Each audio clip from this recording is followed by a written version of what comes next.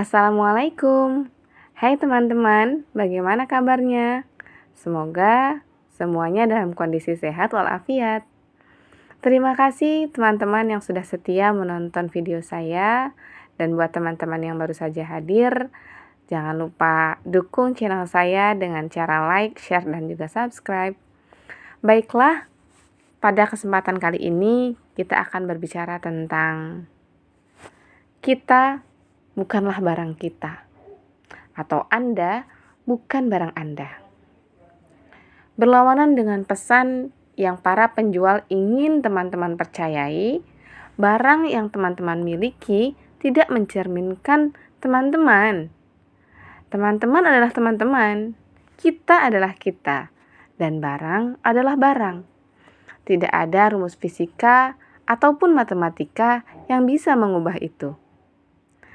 Terlepas dari segala pesan apapun yang dikatakan oleh majalah atau iklan. Namun, memang ada kalanya kita termakan iklan. Kalau begitu, mari buat satu subkategori lagi. Setelah video yang sebelumnya ada 3 kategori barang, sekarang kita buat subkategori, yaitu barang aspiratif. Kita memiliki barang kategori ini untuk membuat orang lain terkesan, atau untuk mewujudkan versi diri menurut bayangan kita. Mungkin kita membayangkan diri sebagai sosok yang langsing, bepergian keliling dunia, menghadiri berbagai jamuan, atau anggota grup musik tertentu. Meskipun enggan mengakuinya, ada kemungkinan beberapa barang yang kita miliki bertujuan memberikan kesan atau citra tertentu. Misalnya mobil, dilihat dari tujuannya sebagai alat transportasi. Mobil apapun bisa membantu kita pergi dari titik A ke titik B. Kalau begitu, kenapa kita bersedia membayar harga 2 bahkan 3 kali lipat untuk mobil yang lebih mewah? Jawabannya karena produsen mobil menghabiskan dana besar pada biro-biro iklan agar meyakinkan kita bahwa kendaraan yang kita miliki adalah perpanjangan diri, kepribadian, dan posisi kita di perusahaan atau lingkungan sosial. Dorongan untuk mendekatkan citra diri dengan produk tertentu merambah cukup dalam di kehidupan. Mulai dari pilihan rumah sampai perlengkapan rumah tangga. Umumnya kita setuju bahwa rumah kecil berdesain standar sudah lebih dari cukup untuk memenuhi kebutuhan kita memiliki tempat tinggal dan berlindung, terutama jika dibandingkan dengan standar kehidupan di negara-negara berkembang lainnya. Tetapi teknik-teknik pemasaran kemudian menentukan bahwa kita membutuhkan sebuah kamar utama, kamar tidur untuk setiap anak, kamar mandi dengan fitur terpisah antar pengguna laki-laki dan perempuan, dan dapur yang dilengkapi perkakas canggih. Lalu, tanpa itu semua, kita dianggap belum berhasil. Luas rumah menjadi penanda status, dan tentu saja semakin besar rumah, kebutuhan sofa, kursi, meja, pernak-pernik, dan barang-barang lain pun bertambah. Iklan juga mendorong kita untuk memaknai diri melalui pakaian. Idealnya pakaian bermerek. Padahal, perbedaan merek tidak membuat pakaian kita lebih hangat, tas lebih kuat, atau hidup kita lebih glamor. Selain itu, ada pula model-model pakaian modis yang hanya berlaku untuk masa tren yang amat singkat. Dan barang-barang ini memenuhi lemari pakaian kita. Ada begitu banyak pakaian model usang yang kita harapkan agar kembali diakui. Nyatanya, tidak seperti selebritas. Sebagian besar dari kita tidak membutuhkan pakaian dalam jumlah besar. Tidak seperti tokoh-tokoh terkenal. Pakaian dan aksesoris yang kita kenakan tidak akan memancing perhatian atau komentar publik.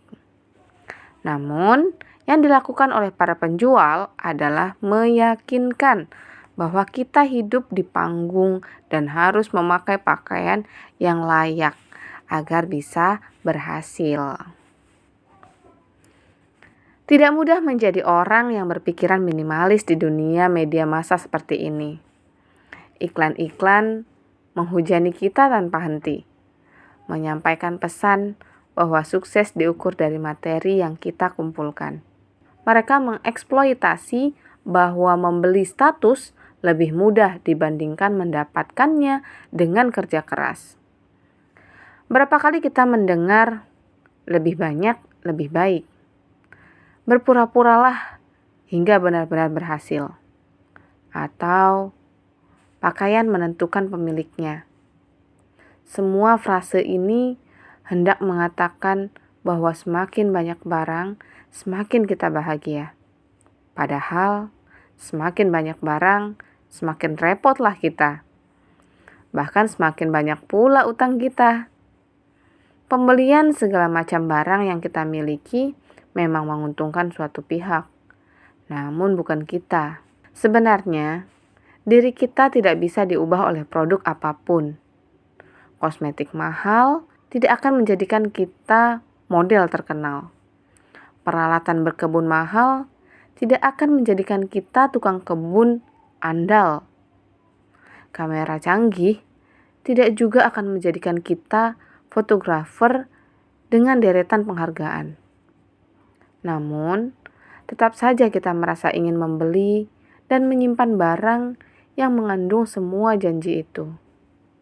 Janji menjadikan kita lebih bahagia, lebih cantik, pandai, orang tua atau pasangan yang lebih baik, lebih dicintai, lebih rapi, dan lebih mampu segalanya. Cobalah lihat dari sisi lain. Jika hal-hal yang dijanjikan barang-barang itu belum terwujud, mungkin memang sudah saatnya melepaskannya.